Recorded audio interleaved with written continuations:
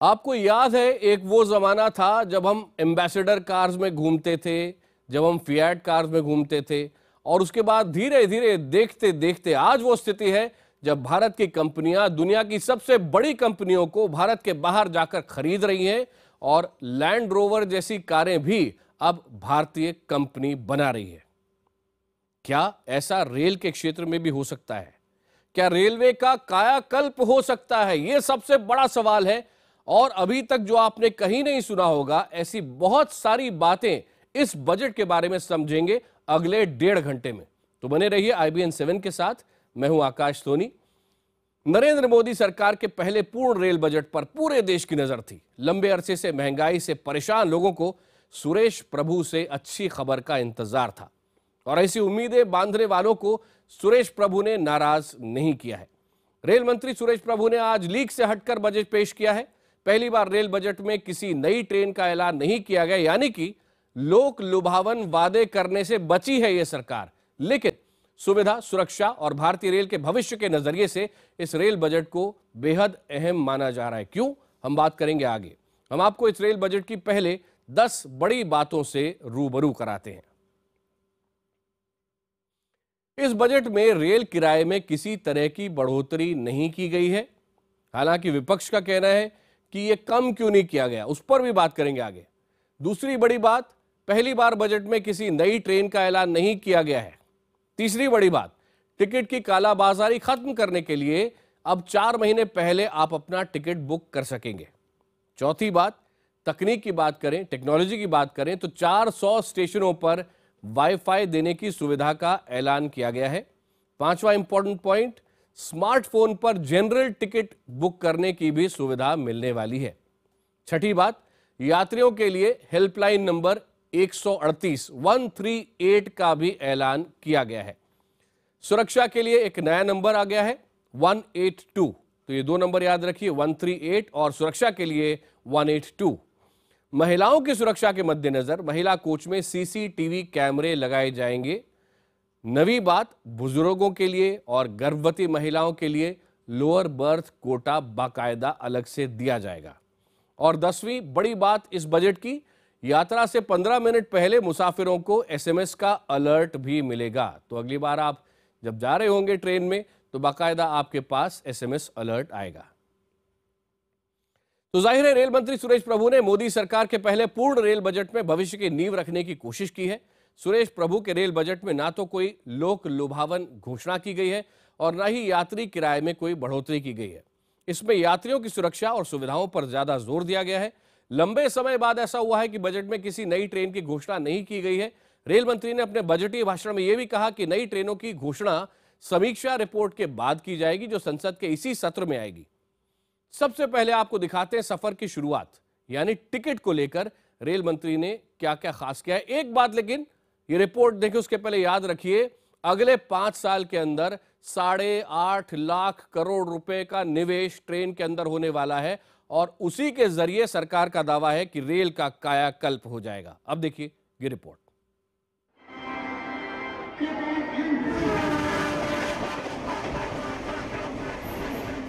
मेरे मन में सवाल उठता है, ये प्रभु ये कैसे होगा? प्रभु ने तो कुछ जवाब नहीं दिया। तब ये प्रभु ने सोचा कि गांधी जी जिस साल भारत आए थे उनकी शताब्दी वर्ष में भारतीय रेल को एक भेंट मिलनी चाहिए कि परिस्थिति बदल सकती है, रास्ते खोजे जा सकते हैं। इतना बड़ा देश, इतना बड़ा नेटवर्क, इतने सारे रिसोर्सेज, इतनी विशाल मैन पावर, इतनी स्ट्रांग पॉलिटिकल विल, तो फिर क्यों नहीं हो सकता रेल का पुनर्जन्म? रेल बजट पेश करते वक्त सुरेश प्रभु को संसद में ऊपर वाले प्रभु याद आ गए। चुनौतियां अपार, लेकिन जज्बा छोटे फैसलों से बड़े असर का। रेल मंत्री को अंदाजा है कि रातों रात कुछ नहीं बदला जा सकता, इसलिए उन्होंने बुनियादी सुधार और सुविधाओं के लिए छोटे असरदार फैसलों का ऐलान किया। मुसाफिरों पर प्रभु की मेहरबानी उनके शुरुआती ऐलान में ही दिख गई। सुरेश प्रभु ने रेल किराए में किसी तरह की बढ़ोतरी नहीं करने का ऐलान किया। इस शुरुआत के बाद हर रेल मुसाफिर की उम्मीदें बढ़ गई। फिर तो रेल मंत्री ने टिकट बुकिंग से लेकर बाकी सुविधाओं की झड़ी लगा दी। रेल मंत्री के ऐलान के मुताबिक अनारक्षित टिकट के लिए ऑपरेशन 5 मिनट शुरू किया जाएगा। इससे लंबी लाइनों से यात्रियों को मुक्ति मिलेगी। मोबाइल ऐप से जनरल टिकट भी कटाए जा सकेंगे। IRCTC की साइट अंग्रेजी के अलावा दूसरी भाषाओं में भी शुरू होगी। अब टिकट के साथ ही ऑनलाइन खाना भी बुक किया जा सकेगा। We are introducing Operation 5 minutes to ensure that passengers traveling unreserved can purchase a ticket within 5 minutes. A special initiative is being launched whereby they can purchase concessional e-tickets after only one-time registration. It is also proposed to work toward developing a multilingual e-ticketing portal. We will move towards crediting all refunds to the banking system of issuing unreserved tickets on smartphones. We hope to extend this facility progressively to all stations. Automatic ticket vending machines with smart cards and currency options have also been installed in many stations. Suresh Prabhu ticket की कालाबाजारी दूर करने को लेकर भी गंभीर दिखे। Ticket को दलालों से मुक्त करने के लिए उन्होंने यात्रा तिथि से 120 दिन पहले टिकट बुक कराने की सुविधा का ऐलान किया। फिलहाल ये समय सीमा 60 दिन की है। उम्मीद की जा रही है कि टिकट को लेकर सुरेश प्रभु का ऐलान मुसाफिरों को राहत पहुंचाने वाले, प्लेटफॉर्म पर भीड़ भाड़ कम करने वाले और रेलवे को दलालों के चंगुल से मुक्त कराने वाले साबित होंगे। Bureau report, IBN 7। क्या रेल मंत्री ने अच्छा काम किया है या नहीं किया है, इस पर बात करने के लिए हमारे साथ मौजूद हैं रेलवे बोर्ड ट्रैफिक के, माफ कीजिए, रेलवे बोर्ड के पूर्व सदस्य इंजीनियरिंग के हैं VK अग्निहोत्री हमारे साथ हैं। सर, आपका स्वागत है। अग्निहोत्री साहब पूरा बजट पढ़कर और डिटेल समझ कर आए हैं और वो ऐसी कई बातें बताने वाले हैं जो आपने अभी तक कहीं नहीं सुनी होगी। पहली बार IBN 7 से आप समझ पाएंगे बहुत सारे डिटेल्स इस बजट के। दिल्ली से रेलवे बोर्ड के सदस्य नवीन टंडन भी हमारे साथ हैं। नवीन जी, आपका स्वागत है। और बीजेपी प्रवक्ता श्रीकांत शर्मा हमारे साथ हैं। पटना से कांग्रेस प्रवक्ता प्रेमचंद मिश्रा भी हमारे साथ हैं। इसके अलावा हमारे साथ हैं मुंबई के CST से हमारे संवाददाता विवेक गुप्ता। लेकिन मैं ये नहीं चाहता कि यार राजनीतिक कोई बहस शुरू हो जाए और उस बहस में समझ ही ना आए कि इस सरकार ने, रेल मंत्री प्रभु ने क्या बातें कही हैं कि क्या वास्तव में हो सकता है। और इसीलिए मैं शुरू कर रहा हूं रेलवे बोर्ड के पूर्व सदस्य VK अग्निहोत्री जी से। अग्निहोत्री जी, सबसे पहला सवाल, 100 में से कितने मार्क्स देंगे रेल मंत्री के इस बजट को? मैं 9 नंबर दूंगा करीब। 100 में से 90 मतलब? हाँ। ये बताएं 100 में से 90 क्यों? जो दावा कर रही है सरकार, क्या आप इससे सहमत हैं कि 5 साल के अंदर रेलवे का वाकई कायाकल्प हो सकता है? जरूर हो सकता है, क्यों नहीं हो सकता है। बाकी जगह भी जब हुआ है और कंट्रीज ने भी अपना कायाकल्प किया है 5 साल का अवधि में। अग्निहोत्री जी, आप बहुत, जितनी मेरे ख्याल से उम्र होगी उससे ज्यादा आप काम कर चुके होंगे रेलवेज के अंदर। ये बताएं कि जिस तरह से एक एम्बेसडर का युग था, फिएट का युग था और उसके बाद से कारें आनी शुरू हो गई, उसी तरह से रेलवे में भी क्या रेलवे का चेहरा, रेलवे में सफर करने का तरीका सब कुछ 5 साल में बदल सकता है? उस ओर इस बार रेल मंत्री सुरेश प्रभु ने कदम बढ़ाया है।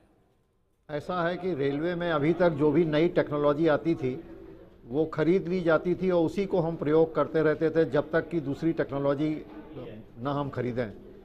लेकिन ऐसा अभी संभव नहीं है। अभी ज़रूरत यह है कि हम टेक्नोलॉजी ज़रूर खरीदें, उसको पूरी तरह समझें और उसको अपने लिए इम्प्रूव भी करते रहें। जी, जितने भी कंट्रीज़ में, जैसे चाइना हमारे एक बहुत ही नज़दीक का कंट्री है, ये जो भी टेक्नोलॉजी खरीदते हैं उसको फिर दोबारा नहीं खरीदते हैं, उसको खुद ही इम्प्रूव करके उसको अपनी टेक्नोलॉजी बना लेते हैं और उसको फिर बेचते हैं। ये तो हमको भी यही कुछ करना होगा। जितनी भी टेक्नोलॉजी हम रिसेंटली खरीद रहे हैं उनको हम पूरी तरह समझें और उसको इम्प्रूव करें। उसके लिए रेलवे 2 इनिशिएटिव ले रही है। एक तो कई IITs में और यूनिवर्सिटीज़ में उन्होंने रिसर्च सेंटर्स खोल रखे हैं और वो रेलवे की एक यूनिवर्सिटी खोलने जा रहे हैं। तो इस तरह करके हमारे पास ये कैपेसिटी पैदा हो जाएगी कि हम रेलवे की चीज़ों को पूरी तरह समझें। जो अभी तक रिसर्च का एक ऑर्गेनाइजेशन है रेलवे का, उनके पास रियली रिसर्च करने की कोई कैपेसिटी नहीं है। सिर्फ बहुत महत्वपूर्ण बात बोल रहे हैं, बहुत सिंपल तरीके से बोल रहे हैं VK अग्निहोत्री जी, लेकिन जो बात बोल रहे हैं बहुत जरूरी है। क्यों? समझते हैं। आगे और मेहमानों के पास जाऊं उसके पहले अग्निहोत्री जी ये बताइए कि चाइना से हम कंपीट करना चाहते हैं, चाइना में रेलवे इंजीनियरिंग की पढ़ाई कब शुरू हो गई थी और हमारे यहाँ कब हो रही है? हमारे चाइना में 1886 में शुरू हो गई थी। 1886। और हम आज की तारीख में वो 11,000 रेलवे इंजीनियर हर साल बनाते हैं।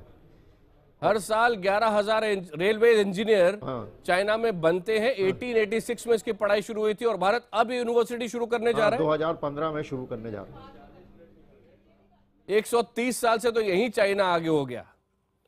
आइए आगे चलते हैं। दिल्ली से रेलवे बोर्ड के सदस्य नवीन टंडन जी हमारे साथ हैं। नवीन जी, आप 100 में से कितने मार्क्स सुरेश प्रभु रेल मंत्री के इस बजट को देते हैं?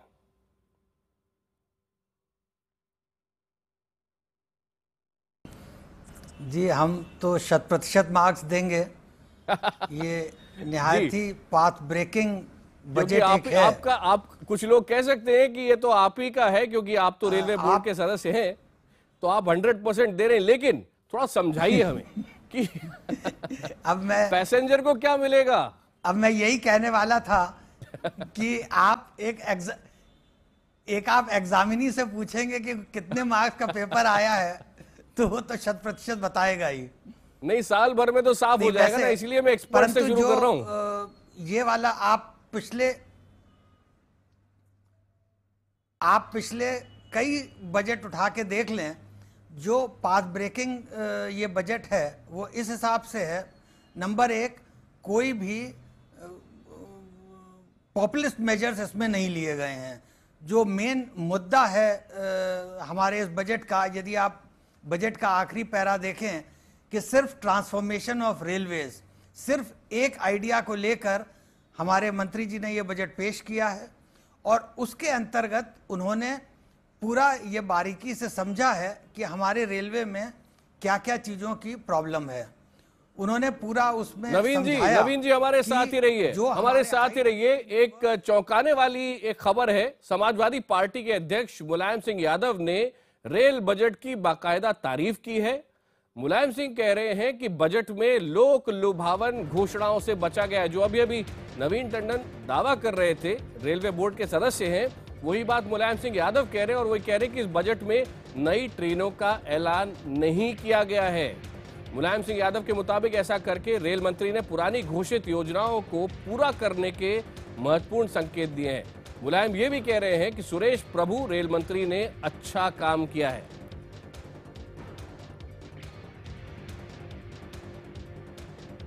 रेल बजट को लेकर तमाम प्रतिक्रियाएं आ रही हैं। कुछ बजट को दे रहे हैं ग्रीन सिग्नल और कुछ दिखा रहे हैं रेड सिग्नल। मेहमानों के पास भी चलेंगे, लेकिन पहले प्रतिक्रियाएं देखिए।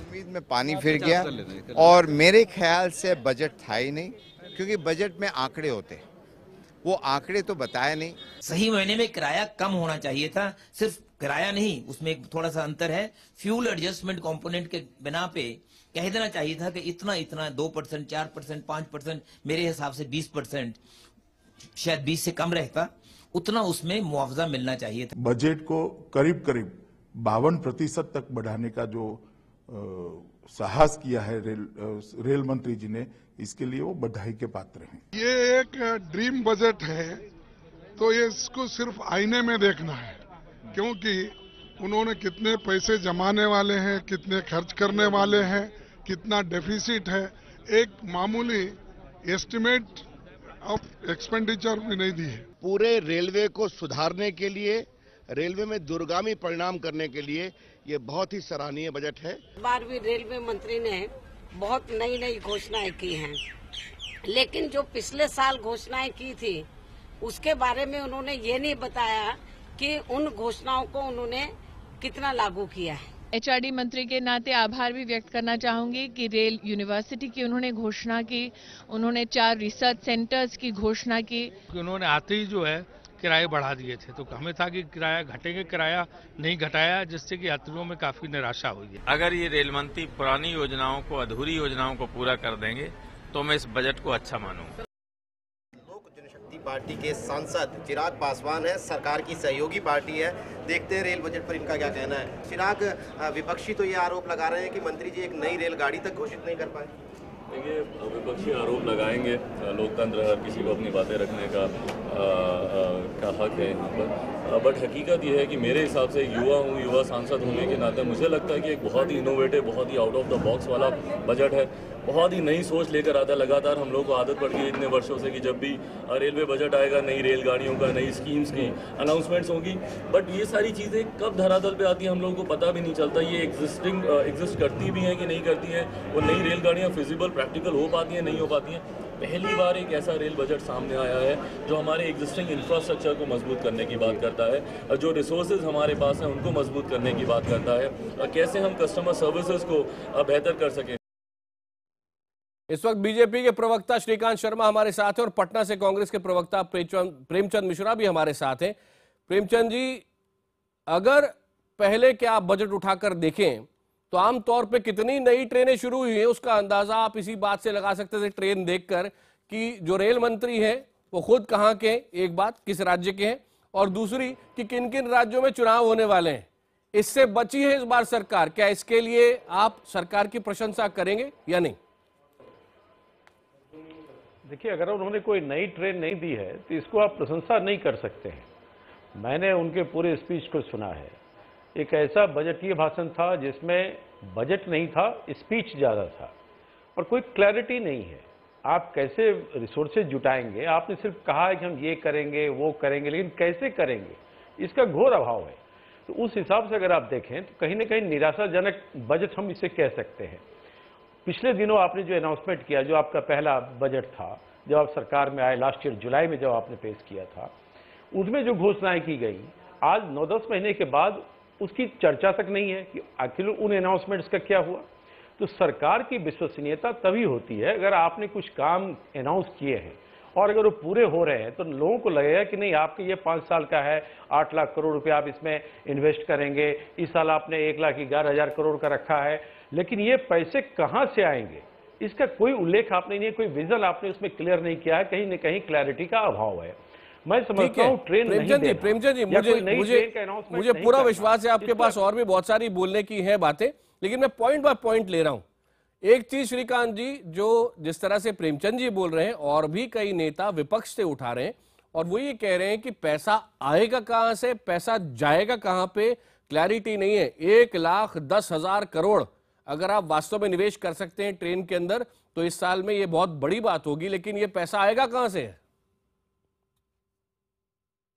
देखिए, बहुत अच्छा सवाल आप पूछ रहे हैं और ये सवाल जब हमारी सरकार 26 मई को बनी थी तभी भी लोगों ने पूछा था कि हमारे जो आरोप लगा रहे हैं हमारे मित्र सभी लोग कहते थे कि नरेंद्र भाई को इकोनॉमी नहीं आती है, उनको विदेश नीति नहीं आती है, कैसे चलाएंगे देश। लेकिन जिस तरह से देश उन्नति के रास्ते पर चल पड़ा है, विकास के रास्ते पर चल पड़ा है, वो आप भी बहुत अच्छे से समझ पा रहे हैं कि जिस तरह से 10 साल के अंदर जो कुशासन और करप्शन था जिससे दुनिया के अंदर भारत की छवि खराब हुई थी, उस छवि को दुरुस्त करने का काम माननीय प्रधानमंत्री जी ने किया है। और जो दुनिया के देश हमारे साथ मित्रता भी नहीं करना चाहते थे, आज वो हमारे साथ मित्रता भी कर रहे हैं और हमारे यहाँ निवेश भी कर रहे हैं। तो बाहर से निवेश आने का जो एक वातावरण देश में बना है उसके लिए पूरा श्रेय नरेंद्र भाई मोदी जी को जाता है। और क्योंकि रेलवे मोदी जी की प्राथमिकता में रहा है, मैं सबसे पहले तो इतने अच्छे बजट के लिए ये, क्योंकि ये हमारी सरकार का अगर कहें आप तो पहला रेल बजट है और ये यात्री बजट हम इसको कहेंगे।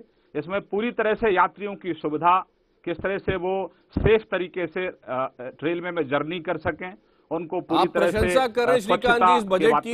पहले एक चीज बताएं, 100 में से आप खुद को यानी कि आपके रेल मंत्री को कितने मार्क्स दे रहे हैं 100 में से इस बजट के लिए? देखिए, हम कोई इसमें पॉपुलिज्म का कोई बजट नहीं है, हम कोई लोकप्रियता के लिए काम नहीं कर रहे हैं, हम तो काम कर रहे हैं देश की जनता के लिए। ऑब्जेक्टिवली 100 में से कितना देंगे? देखिए, हम नंबरों में भरोसा नहीं करते, हम तो काम में भरोसा करते हैं। नंबर तो देश की जनता देती है, मैं अपने आप को नंबर दे दूं, लेकिन जनता अल्टीमेटली जो गरीब जनता है जिसके लिए बजट हमारे साथ ही प्रेमचंद जी, आप कितने मार्क्स दे रहे हैं 100 में से? कॉमन मैन है। देखिए, मार्क्स तभी देंगे जब ये उसको क्रियान्वित करके दिखाएंगे। मैं सिर्फ सिंपल चीज जानना चाहता हूं कि लास्ट ईयर जब बजट इन्होंने लाया तो इन्होंने बुलेट ट्रेन का अनाउंसमेंट किया था, मुंबई टू अहमदाबाद अपने गृह राज्य में मोदी जी ले जाना चाहते थे। उसके लिए 100 करोड़ रुपए उन्होंने उसका आवंटन भी किया कि हम इस पर स्टडी करेंगे। आखिर उसकी भी आज चर्चा नहीं हुआ कि आखिर उस 100 करोड़ का क्या कहां खर्च हुआ, कितना हम उसमें अध्ययन कर पाए कि ये बुलेट ट्रेन इंडिया में आएगी, कैसे आएगी। तो कहीं ना कहीं वो जो यू टर्न सरकार है कि कह दो कुछ फिर बाद में पलट जाओ, फिर कुछ और नया चीज कर दो, तो ये जो सरकार की एक मानसिकता है कार्य करने की, जो माइंडसेट है, वर्किंग स्टाइल कहिए इसको या जो भी आप प्रेमचंद जी, इसको मैं राजनीतिक बहस में नहीं उलझाऊंगा। दिल्ली से रेलवे बोर्ड के सदस्य नवीन टंडन जी हमारे साथ हैं। नवीन जी, थोड़ा सा ये समझाएं कि बुलेट ट्रेन्स को की बात बार बार हुई थी, प्रधानमंत्री गए थे दुनिया के कई देशों में, जापान भी गए थे और आशा थी इस बार कि बुलेट ट्रेन को लेकर कुछ होगा। और प्रेमचंद जी कह रहे हैं कि पहले से बाकायदा कहा भी गया था कि बुलेट ट्रेन शुरू होगी, पिछली बार ही हुई थी, उसका अपडेट क्या है?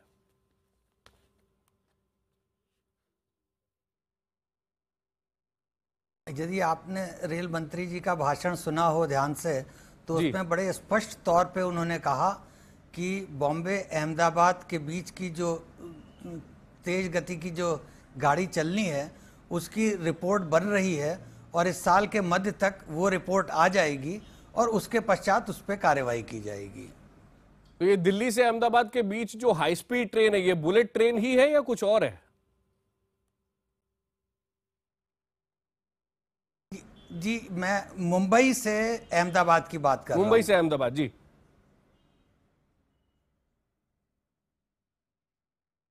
जी, तो ये जो हाई स्पीड वाली बात है, देखिए ऐसा है कि जो इस समय तक जो हमारी रेलगाड़ियां जहां चल रही हैं, वो एक जो कन्वेंशनल हमारा जो रेलवे सिस्टम है उस पे चलती हैं, जिस पे अधिकतम जगह पे 110 किलोमीटर पर आवर की स्पीड है। परंतु जो मेरे राजधानी वाले रूट्स हैं, दिल्ली हावड़ा, दिल्ली बॉम्बे, मुंबई, उन सब पे 130, 140 या 150 किलोमीटर प्रति घंटा के हिसाब से भी ट्रेनें चलती हैं। परंतु जो हम हाई स्पीड की बात कर रहे हैं, ये हम 250 किलोमीटर के ऊपर की बात कर रहे हैं। तो उसके लिए अलग हमको पूरा रेलवे तंत्र अलग से ही करना होगा और उसके लिए उस दिशा में कार्रवाई ऑलरेडी शुरू हो चुकी है। जैसा तो कहा नवीन जी, आप ये कह रहे हैं कि वो पूरा सिस्टम है बुलेट ट्रेन का अपने आप, उसके लिए बाकायदा पटरी होगी, उसके लिए हर चीज, उसकी बोगियां अलग तरह से बनेंगी। ये आप बताएं, कुछ अंदाजा दे सकते हैं कि कब तक ये पिक्चर क्लियर हो जाएगी कि भारत की पहली बुलेट ट्रेन भारत को कब मिल रही है?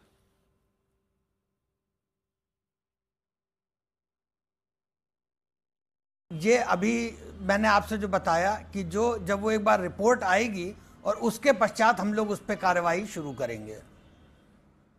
ठीक है, तो अभी डेडलाइन बताना आप कह रहे हैं संभव नहीं है और मेहमानों के पास भी चलते हैं आगे। लेकिन ये बात ध्यान से देखिए, रेल यात्रियों को ट्रेन के देरी से चलने के अलावा अगर सबसे ज्यादा शिकायत हम सबको अगर होती है तो वह है साफ सफाई की भारी कमी। इस पहलू का ख्याल सुरेश प्रभु ने अपने बजट में रखा है। सफाई के लिए अलग विभाग बनाया जाएगा, हर डिब्बे के अंदर डस्टबिन होंगे, 17,000 से ज्यादा बायो टॉयलेट बनाए जाएंगे, बायो टॉयलेट्स की संख्या और बढ़ाई जाएगी, 10 स्टेशन बनाए जाएंगे, सैटेलाइट स्टेशन होंगे ये, 200 स्टेशनों को आदर्श स्टेशन बनाया जाएगा। ये भी अपने आप में काफी बड़ी घोषणाएं हैं।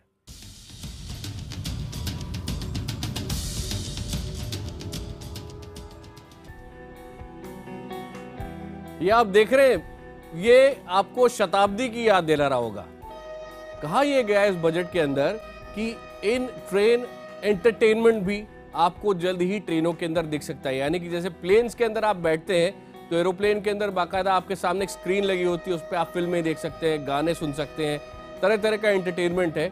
ये अब ट्रेनों में भी शुरू हो सकता है। साथ ही साथ क्या निजीकरण, प्राइवेटाइजेशन की ओर भी सरकार इस बजट में अहम कदम बढ़ा रही है। ये एक बड़ा और विवादास्पद मुद्दा है, इस पर भी बात करेंगे। और प्रेमचंद जी जो कांग्रेस पार्टी से हमारे साथ हैं, उन्होंने बड़ा सवाल उठाया था, पैसा आ कहां से रहा है, 1,10,000 करोड़ आ कहां से रहा है, उसके बारे में भी बात करेंगे। लेकिन शुरुआत करते हैं कि आपको हमको ट्रेन के अंदर क्या क्या सुविधाएं मिल सकती हैं। इस बजट में रेल मंत्री सुरेश प्रभु ने क्या वादे किए हैं, पहले ये सुनते, फिर खास मेहमानों के साथ चर्चा को आगे बढ़ाएंगे।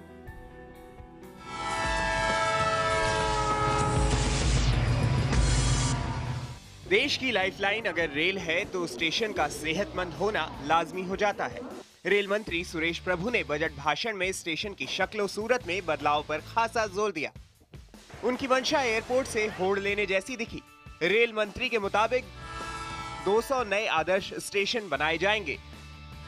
स्टेशन और गाड़ी की सफाई के लिए नया विभाग होगा, यानी स्टेशन को गंदगी रहित बनाया जाएगा। स्टेशनों पर साफ पानी के लिए वाटर वेंडिंग मशीन लगाई जाएंगी। हवाई सफर करने वालों को रेल की तरफ खींचने का भी इस रेल बजट में लक्ष्य साफ नजर आता है। रेल मंत्री ने 400 स्टेशनों पर वाईफाई सुविधा देने का ऐलान किया है। इनमें ए और बी कैटेगरी के स्टेशन शामिल हैं।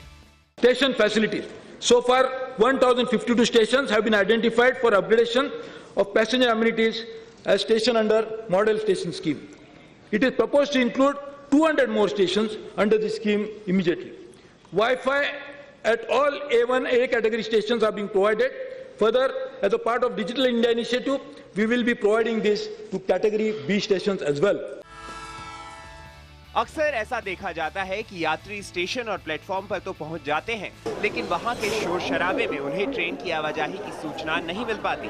ऐसे लोगों की परेशानी दूर करने के लिए ट्रेन आने से 15 मिनट पहले SMS पर अलर्ट मिलेगा। स्टेशन आने और वहां से घर जाने के लिए कई स्टेशनों पर शटल सेवा की भी तैयारी है। रेल मंत्री ने किराया तो नहीं बढ़ाया, लेकिन उनका ध्यान रेलवे के खजाने पर भी रहा। उन्होंने स्टेशन और ट्रेन का नाम कंपनी के नाम पर रखने का रास्ता खोल दिया। इस फैसले पर भले ही कुछ लोग नाक-भौं सिकोड़े, लेकिन विकलांगों को ध्यान में रखकर सभी नवनिर्मित कोच को ब्रेल युक्त करने के फैसले की तो तारीफ करनी ही पड़ेगी। Bureau report, IBN 7। आपको जल्दी से बता दो इस वक्त कौन कौन हमारे साथ है। रेलवे बोर्ड के पूर्व सदस्य VK अग्निहोत्री हमारे साथ हैं, वो हमारे न्यूज रूम में है। दिल्ली से रेलवे बोर्ड के सदस्य नवीन टंडन हमारे साथ हैं। बीजेपी प्रवक्ता श्रीकांत शर्मा हमारे साथ हैं और पटना से कांग्रेस प्रवक्ता प्रेमचंद मिश्रा भी हमारे साथ हैं। लेकिन इस वक्त यहां से सीधे चलते हैं मुंबई। विवेक गुप्ता हमारे संवाददाता वहां से हमारे साथ हैं। विवेक, ये बताएं मुंबई के CST पर लोग इस वक्त क्या कह रहे हैं? मैं तो इधर शताब्दी में बैठा हूं। बिल्कुल आकाश, हम आपको बताना चाहेंगे, लेकिन यहाँ के लोगों की उम्मीद थी, क्योंकि सुरेश प्रभु महाराष्ट्र के रहने वाले हैं और मुंबई को काफ़ी अच्छे से जानते पहचानते हैं, तो उन्हें लोकल ट्रेन की प्रॉब्लम पता थी कि लोकल ट्रेन में क्या प्रॉब्लम होती है, क्या क्या सेफ्टी मेजर्स क्या क्या होते हैं। तो उसके मद्देनजर रखते हुए बजट से पहले मुंबई को उनमें काफ़ी ज़्यादा उम्मीदें थी कि सुरेश प्रभु मुंबई के लिए जरूर कुछ करेंगे। तो जाहिर सी बात उन्होंने किया भी, फेयर बिल्कुल भी नहीं बढ़ाए और साथ ही साथ जो उमस और गर्मी से मुंबई को राहत दिलानी थी, उसके लिए लोकल AC ट्रेन की बात कही है। और सबसे जो इंपॉर्टेंट ऐलान आकाश किया है वो MUTP यानी कि मुंबई अर्बन ट्रांसपोर्ट प्रोजेक्ट को उन्होंने पास किया है। बहुत सारे लोग हमारे साथ स्टेशन पर उनसे हम बात करते हैं।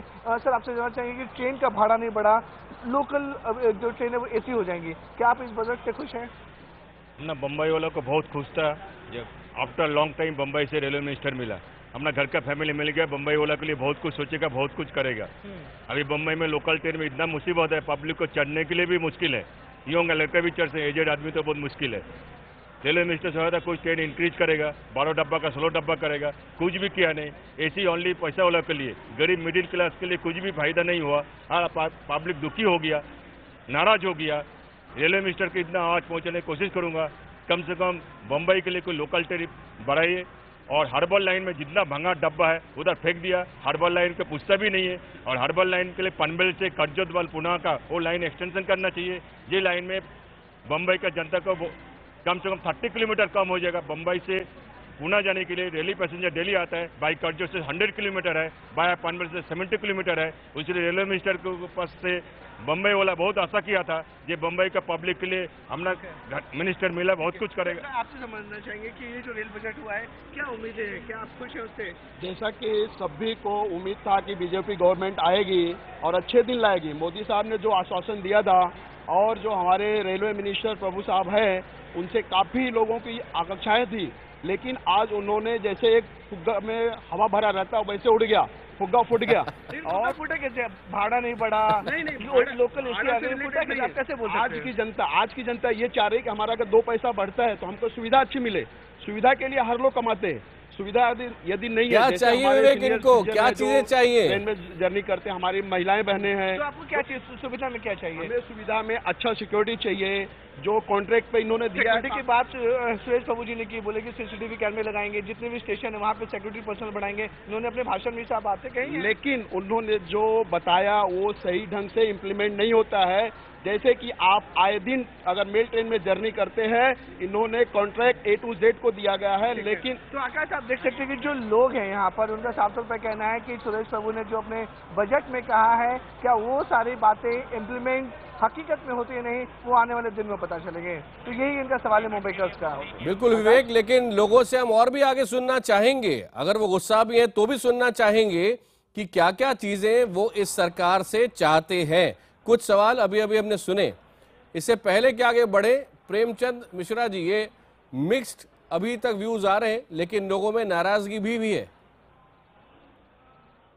देखिए, नाराजगी स्वाभाविक है। आप देखिए, एक्सपेक्टेशन, हम डेमोक्रेसी में रहते हैं, हमारे लोग चुन के गए हैं, उनकी सरकार है, लोगों ने वोट किया है, उनकी अपेक्षाएं होंगी। तो आपने सुविधा किनको दिया? अगर पूरे बजटीय भाषण को समझें, टंडन जी समझ रहे होंगे, अग्निहोत्री जी समझ रहे होंगे, आपने सिर्फ एक हाई क्लास जो आपके पैसेंजर हैं उनकी सुविधा को बढ़ाया है। जो स्मार्टफोन रखते हैं उनके लिए आपने और फैसिलिटी बढ़ा दी। ऑलरेडी ये काम पहले से चल रहा है, आप उसी को अडॉप्ट कर रहे हैं, उसको और बढ़ा रहे हैं। आप ये बताइए कि अगर आम जनता, गरीब जो ट्रेवलर है, जिसका एक लाइफलाइन है रेलवे से अलावा उनके पास कोई चारा नहीं है जाने के लिए, उनके सुविधा के लिए क्या इस बजट में कहीं कोई प्रोविजन रखा गया है क्या? जो एक कहा गया कि अच्छे दिन आएंगे, अच्छे दिन किन के लिए आएंगे? अब आप बता रहे हैं कि आप ठीक है, पहले इतने का जवाब लें। श्रीकांत शर्मा जी, खास तौर पे लोअर मिडिल क्लास के लिए और गरीबों के लिए आपने इस बजट में क्या किया है? सीधा सवाल है कांग्रेस का।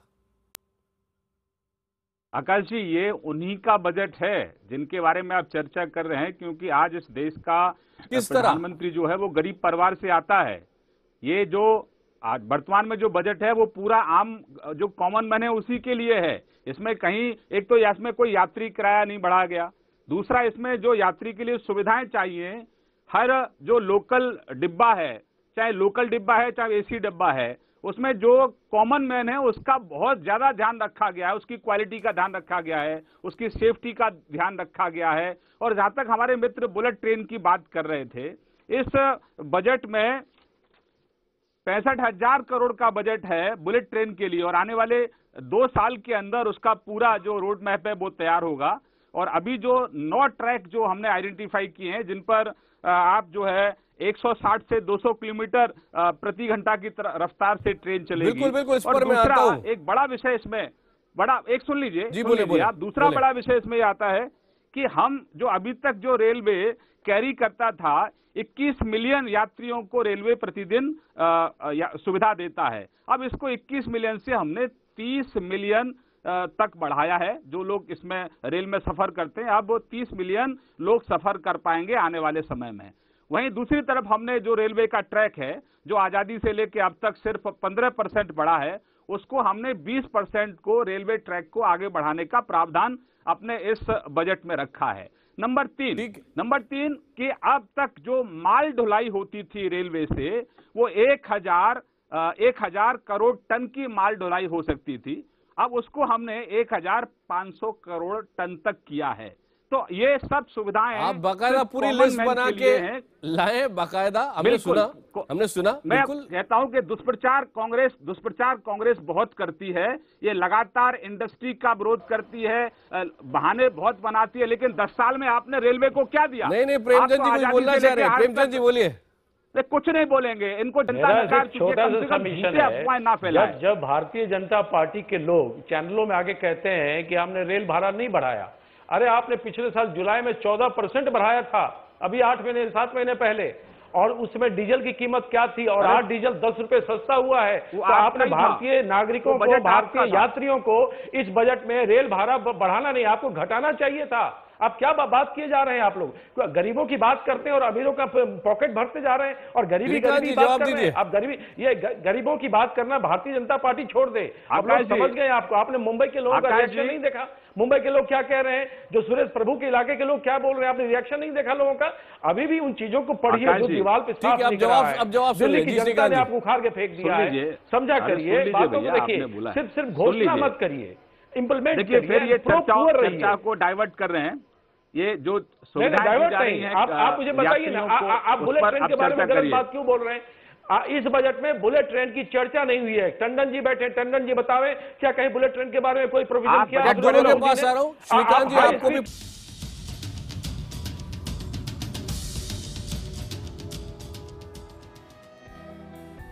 हम बात कर रहे हैं रेल बजट की और यहां पर मैं आपको इस जगह एक बाकायदा बोर्ड के ऊपर बताता हूं कि सुविधाओं में खासतौर पर सुरक्षा की बात लोग कर रहे हैं। सुरक्षा के मोर्चे पर रेल मंत्री सुरेश प्रभु को ठीक ठाक नंबर दे रहे हैं एक्सपर्ट्स, क्योंकि कई ऐसे ऐलान हैं जिनकी वजह से हम भविष्य में सुरक्षित रेलवे की कल्पना कर सकते हैं। ये है एक एक करके चीजें। मानव रहित फाटक पर अलार्म की सुविधा, ट्रेन में एंटी कोलिजन डिवाइस ताकि ट्रेन की टक्कर ना हो, पहले से वार्निंग मिल जाए। दुर्घटनाएं रोकने के लिए जून तक एक्शन प्लान लाया जाएगा। आधुनिक तकनीक के लिए कायाकल्प योजना भी है। लगभग 3500 मानव रहित फाटक खत्म होंगे। आग से बचने के लिए बर्निंग सिस्टम होगा और पटरियां होंगी और ज्यादा सुरक्षित, उसमें भी इन्वेस्टमेंट लगेगा। महिला डिब्बों के अंदर सीसीटीवी होंगे और सुरक्षा हेल्पलाइन नंबर, याद रख लीजिए इसको, 182, ये भी तय हो गया है। आइए अब हमारे खास मेहमानों से आगे बात करते हैं। अग्निहोत्री जी, आपसे एक बहुत महत्वपूर्ण चीज पूछना चाहता हूं मैं। मेक इन इंडिया और स्किल डेवलपमेंट के लिहाज से देखें तो क्या ये कहना सही होगा कि अगर इंडस्ट्री की, जैसा कि सरकार कह रही है वो करना चाहती है, जरूरत को समझकर, उदाहरण के लिए जो नई यूनिवर्सिटी बनाई जा रही है उसमें हजारों छात्रों को रेलवे इंजीनियर्स और इस तरह की स्टडी के बाद नौकरियां मिल सकेंगी भारतीय रेल में? ऐसा है कि रेलवे का जितना भी विकास हो रहा है, इसमें 3 जो बहुत महत्वपूर्ण कड़ी हैं वो हैं रेलवे के कॉन्ट्रैक्टर्स, रेलवे के कंसल्टेंट्स एंड रेलवे के मैन्युफैक्चरर्स। इन तीनों सेक्टर के लिए कोई सा भी ऐसा प्रबंध नहीं है अभी जिससे कि उनको कोई क्वालिफाइड इंजीनियर मिल सके, क्योंकि रेलवे इंजीनियरिंग इंडिया में पढ़ाई नहीं जाती है आज की तारीख में। इस गवर्नमेंट ने आने के बाद रेलवे यूनिवर्सिटी खोलने का प्रावधान रखा है और वो जब पढ़ के निकलेंगे लोग तब वो इन इंडस्ट्रीज में जा सकेंगे। छात्रों के लिए ये बहुत अच्छी खबर है, युवाओं के लिए अच्छी खबर है। अग्निहोत्री जी, एक और चीज, प्राइवेटाइजेशन की ओर क्या हम बढ़ रहे हैं? एयरपोर्ट्स का जब प्राइवेटाइजेशन किया जा रहा था, बड़ा विरोध हुआ था, लेकिन आज भारत के एयरपोर्ट्स दुनिया के बेस्ट एयरपोर्ट्स को टक्कर दे रहे हैं। क्या इस बजट के अंदर निजीकरण की ओर भी हम कदम बढ़ा रहे हैं और वो अच्छा है या बुरा है? ऐसा है कि कोई भी चीज बिना कंपटीशन के इम्प्रूव नहीं हो सकती है। अगर एक ही आदमी दौड़े तो कितना तेज दौड़ेगा, उसको पता ही नहीं चलेगा हम कितना तेज दौड़ रहे हैं। इसलिए ज़रूरी है कि अगर आप कुछ कर रहे हैं तो आपसे पैरेलल में कोई और भी वो काम कर रहा हो, तभी आप जान सकेंगे कि आपका स्टैंडर्ड कहाँ पे है। तो निजीकरण का जो रिक्वायरमेंट है वो यही है कि जो सरकार की ट्रेनें चलती हैं इसके कंपटीशन में कुछ प्राइवेट प्लेयर्स को भी लाया जाए जो कि अपनी ट्रेनें उसी पटरी पे चलाएं जो सरकार ओन करती है। और इसके लिए इसमें प्रावधान है बजट में, हमने देखा है कि कोई रेगुलेटर बनेगा, क्योंकि अगर सरकार की। ठीक है श्रीकांत जी, थोड़ा समझाएं, प्राइवेटाइजेशन की ओर जो कदम बढ़ रहे हैं, पहली शुरुआत एक उस ओर है, उसको थोड़ा समझाएं, यात्रियों के लिए वो कितना फायदेमंद हो सकता है? देखिए आकाश जी, हमारी प्राथमिकता है यात्रियों को सुविधा और यात्रियों की सुरक्षा, और वो समय पर अपने स्थान पर पहुंचें सुरक्षित रूप से। ये सबसे बड़ी हमारी प्राथमिकता है। उसमें कॉमन मैन जो है वो ज़्यादा से ज़्यादा लोगों को उसमें स्थान मिल पाए अपनी यात्रा के समय, इसीलिए उसमें कई गाड़ियों में कोचेस बढ़ाने की हमने बात की है। वहीं पर जैसे हमारे कांग्रेस के मित्र, मैं मानता हूं कि भाई कांग्रेस पार्टी बहुत अनुभवी पार्टी रही है, राजा महाराजाओं की पार्टी रही है। हमारे जो प्रधानमंत्री जी हैं वो तो गरीब गांव के एक परिवार से आए हैं। हम कांग्रेस के मित्रों के साथ अपनी तुलना नहीं कर सकते। ठीक है, अब हमको मौका दिया है जनता की सरकार, जनता ने, तो हम अपना काम करेंगे और रिपोर्ट कार्ड के साथ जनता के बीच में जाएंगे, नंबर 1। नंबर 2, मैं ये कहना चाह रहा था आपसे कि ये जो पहली बार ऐसा हो रहा है कि इससे पूरा जो बजट है वो यात्री बजट रखा गया है। आप तमाम देखेंगे, सुविधाएं देखेंगे तो यात्रियों के लिए हैं। 400 ऐसे स्टेशन हैं जिनको वाईफाई किया गया है, 200 ऐसे स्टेशन हैं जिनको हमने एक आदर्श स्टेशन की कल्पना के नाम से रखा है कि उनको आदर्श स्टेशन हम लोग डेवलप करेंगे और उसका सीधा फायदा जो गरीब आदमी है उसको होगा। बैठने की सुविधा, सोने की सुविधा, पानी पीने की सुविधा, खाने की सुविधा, आपके आखिरी कमेंट उन लोगों के लिए है। देखिए, इनकी सुविधा गरीब तो बोल रहे हैं, लेकिन इनका सूट नीलाम होता है 5 करोड़ में। ये वैसे गरीब है, सूट पे ना जाए, रेल बजट पे वाईफाई सुविधा किसको चाहिए? जिसके पास स्मार्टफोन होगा। कितने रेलवे यात्री हैं जो स्मार्टफोन रखते हैं? ये मजाक उड़ा रहे हैं अपने देश के गरीबों का। क्या बात कर रहे हैं? ये सुविधाएं उनके लिए हो रही है क्या? आप ट्रेन में सुविधा सुरक्षा बढ़ाइए, लेकिन कॉमन पीपल के लिए करिए। आप कर रहे हैं उनके लिए जो हाई स्टैंडर्ड के लोग हैं, जो वेल टू डू हैं। मोदी सरकार की प्रायोरिटी वो है। गरीब आदमी के पास मोबाइल तो है। जा रहे हैं गरीब जो एक सेकंड सुनिए, आप जो प्राइवेटाइजेशन करने जा रहे हैं, जो एंटी प्योर आप बात करें, जिस किसी देश में, चाहे इंग्लैंड हो, रसिया हो, अमेरिका हो, जहां रेलवे का प्राइवेटाइजेशन हुआ है वहां पर घाटा हुआ है, वहां लोगों को परेशानी बढ़ी है। और अब क्या होगा? रेलवे का नाम अडानी एक्सप्रेस हो जाएगा, कोई हल्दीराम एक्सप्रेस से ट्रेन चलेगा, कोई अंबानी एक्सप्रेस के नाम से ट्रेन चलेगा। आप यही कराने जा रहे हैं, तो आप कराइए, आपको बहुमत मिला है। लेकिन अगर आपने जनता के आकांक्षाओं के अनुरूप अपने आप को अभी भी नहीं ढाला, आखिरी 30 सेकंड श्रीकांत जी, जनता माफ नहीं करेगी। आकाश जी देखिए, 125 करोड़ जनता के देश में 90 करोड़ लोगों के पास मोबाइल है। 90 करोड़ लोग मोबाइल का उपयोग करते हैं। हमारे कांग्रेस के मित्र नहीं चाहते हैं कि गरीब आदमी का कोई बच्चा जो आ रहा है रेलवे स्टेशन पर वो वाईफोन है। भैया मेरे वाईफाई कौन देगा? सुन लीजिए, मैंने आपको मान्यवर बीच में रोका नहीं है। आप बहुत बड़े व्यक्ति हैं, श्रीकांत जी, मुझे अपनी बात कहने दीजिए। सुन लीजिए अपनी मेरी बात सुन लीजिए। 90 करोड़, अरे भैया यहीं पर एक कार्यक्रम समाप्त कर रहा हूं, माफ कीजिए। बस आखिरी आपकी कमेंट्स हमने सुन ली। एक बेहद महत्वपूर्ण बात है, एक फिगर याद रखिए, 8.5 लाख करोड़ रुपए का। अगर इतना बड़ा फिगर 5 साल के अंदर अच्छी नीयत के साथ और जमकर काम करके ये सरकार कर पाती है तो वो एक बहुत बड़ी उपलब्धि होगी। लेकिन जैसा कि कांग्रेस और विपक्ष अभी भी कह रहा है, ये बड़ी बातें हैं, अभी जमीन पर करके इस सरकार को दिखाना होगा। और जितनी बार आप और हम ट्रेन के अंदर सफर करेंगे, इस सरकार, इस रेल बजट, सुरेश प्रभु रेल मंत्री की वो अग्नि परीक्षा